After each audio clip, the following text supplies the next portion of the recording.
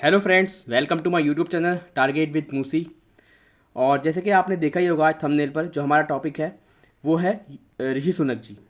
ये चर्चा का विषय है कि यूके के जो प्राइम मिनिस्टर हैं वो ऋषि सुनक जी बन गए हैं, भारतीय मूल के। तो हमारा जो टॉपिक है वो है ऋषि सुनक जी। अब ये चर्चा का विषय आजकल बहुत ज़्यादा आपने देखा भी होगा, मीम वगैरह भी आ रहे हैं कि जिसने हम पर शासन किया आज जो है उसी देश के मूल जो है, यहाँ के ऋषि सुनक जी जो हैं मूल तो भारतीय हैं, तो वो उस पर शासन करने जा रहे हैं। तो ये मीम वगैरह बहुत ज़्यादा आजकल वायरल हो रहे हैं। तो आप समझते हैं कि ऐसा क्या है, क्या सिचुएशन आई कि ऋषि सुनक जी जो है वो एज ए प्राइम मिनिस्टर चुने गए हैं। ठीक है, तो इससे पहले आपको पता होगा कि लिस्टर्स थी और लिस्टर्स ने भी 45 दिन के में जो है वो अपना इस्तीफ़ा दे दिया है। देखिए होता क्या है, 2019 में वहाँ पर चुनाव होते हैं और 2019 में जो चुनाव होने के बाद वहाँ पर कंजर्वेटिव पार्टी, वहाँ पर दो ही पार्टियाँ हैं, एक तो है कंजर्वेटिव पार्टी और एक है लेबर पार्टी। तो कंजर्वेटिव पार्टी के बोरिस जॉनसन जो हैं वो चुनकर आते हैं, बोरिस जॉनसन चुनकर आते हैं। अब बोरिस जॉनसन उसके बाद इस्तीफ़ा दे देते हैं। अब इस्तीफ़ा क्यों देते हैं हम इसको भी समझेंगे आगे कि वहाँ पर ऐसा क्या इकोनॉमिक क्राइसिस चल रही है कि उन्हें इस्तीफ़ा देना पड़ा। उसके बाद लिस्टर्स आई और लिस्टर्स को भी क्यों इस्तीफ़ा देना पड़ा, हम इसको आगे समझते हैं। बाकी बोरिस जॉनसन के बाद जो था वहाँ पर चुनाव होते हैं, इंटरनली चुनाव जिसको हम बोलते हैं। इंटरनल चुनाव मतलब ऐसा समझिए आप, जैसे कि अभी कांग्रेस में चुनाव हुए हैं ना कि शशि थरूर वर्सेस खड़गे, तो कौन मतलब बना उसमें आपस के चुनाव। तो उसमें जो चुनाव होते हैं उन चुनावों में जो होता है वो पार्टी के मेंबर ही जो है वो इलेक्ट मतलब वोट करने का अधिकार पार्टी के मेंबर को ही होता है। उसी तरीके से कंजर्वेटिव पार्टी के ही मेंबर ने तो यहाँ पर चुना था। तो यहाँ पर लिस्ट्रस और ऋषि सुनक जी इनमें चुनाव होता है। उसमें क्या होता है, लिस्ट्रस जी जो है वो जीत जाती हैं। ठीक है, और उसके बाद जो है ये 45 दिनों तक यहाँ पर एज ए प्राइम मिनिस्टर काम करती हैं। अब क्या सिचुएशन थी कि उन्होंने भी जो है लिस्ट्रस ने भी इस्तीफ़ा दिया। ठीक है, उसको हम समझते हैं।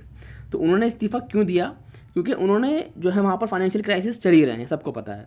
तो उन्होंने एक मिनी बजट इंट्रोड्यूस करा था जिसमें क्या करा गया था, उनमें टैक्सेस को जो है वो कर्टेल कर दिया गया था। और टैक्सेस को जब कर्टेल कर दिया गया था, छोटा कर दिया गया था, उसके बाद क्या होता है, जो वहाँ का मार्केट होता है वो मार्केट क्रैश हो जाता है और वो मार्केट डाउन चला जाता है, जिस कारण वहाँ पर बहुत ज़्यादा मतलब चीज़ें जो है फाइनेंशियल क्राइसिस और ज़्यादा बढ़ जाता है, संकट बढ़ जाता है। इस कारण जो है वो 45 दिन में ही जो है वो लिस्ट्रेस जो है वो अपना इस्तीफ़ा दे देती हैं। उसके बाद जो होता है, अब के बाद पता ही है आपको, ऋषि सुनक जी वर्सेस कौन होता है, पेनी मॉर्डेंट। पेनी मॉर्डेंट और ऋषि सुनक जी ये दो दावेदार थे। उसके बाद फिर होता यह है कि वहाँ पर दो हाउसेस होते हैं, एक होता है हाउस ऑफ लॉर्ड, एक होता है हाउस ऑफ लॉर्ड और एक होता है हाउस ऑफ कॉमन। ठीक है, तो हाउस ऑफ कॉमन और लॉर्ड्स में ऐसा समझिए आप जैसे कि यहाँ पर लोकसभा और राज्यसभा।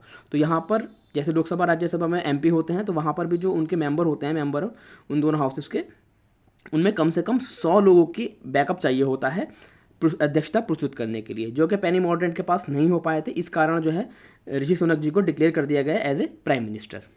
ठीक है, हमने इसको समझा। अब एज ए प्राइम मिनिस्टर तो ऋषि सुनक जी बन चुके हैं। अब होता क्या है कि इस टाइम जो वर्तमान का जो वहाँ का क्राइसिस चल रहा है, तो उसको देखते हुए प्राइम मिनिस्टर बनना बड़ी बात नहीं है।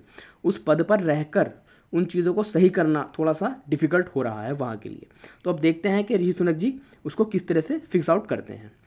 तो अब वहाँ पर जो सिचुएशन चल रही है वो क्या है, हम उसको समझते हैं, वो भी एक चर्चा का विषय है। तो देखिए वहाँ पर क्या हो रहा है, एक तो हो रहा है ट्रेड शॉक। ट्रेड शॉक क्या होता है कि जब एक्सपोर्ट और इंपोर्ट दोनों ही जो है वो डाउन हो जाते हैं, एक्सपोर्ट भी और इंपोर्ट भी, तब होता है, उसको बोलते हैं हम ट्रेड शॉक। तो वहाँ पर एक तो ट्रेड शॉक की सिचुएशन बनी हुई है।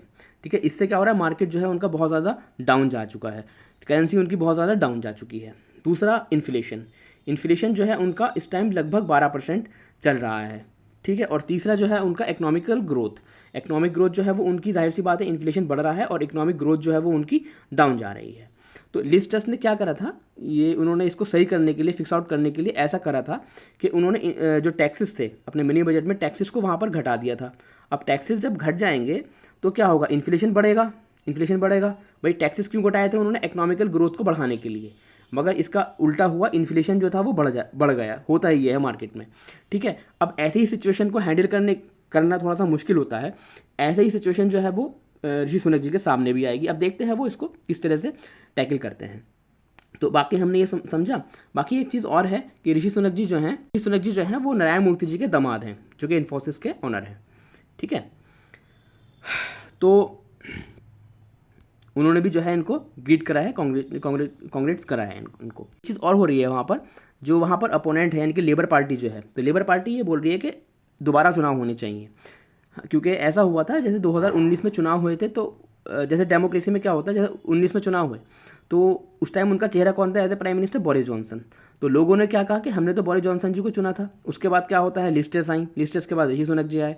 ठीक है, अब ऐसा समझिए इसको जैसे कि वर्तमान में नरेंद्र मोदी जी हैं, तो नरेंद्र मोदी जी जो हैं वो प्राइम मिनिस्टर हैं। अगर वो इस्तीफा दे देते हैं, रिज़ाइन कर देते हैं अपने पद से, तो उसके बाद कौन होगा? उसके बाद गडकरी जी हो सकते हैं, राजनाथ जी हो सकते हैं, कोई भी हो सकता है ना। मगर जो हमने या जो भी वोट करा गया है, तो वो एज ए प्राइम मिनिस्टर जो फेस था वो मोदी जी का था। तो इस तरह से ही उनका कहना यह है कि जो फेस था वहाँ पर बोरिस जॉनसन का था उस टाइम 2019 में।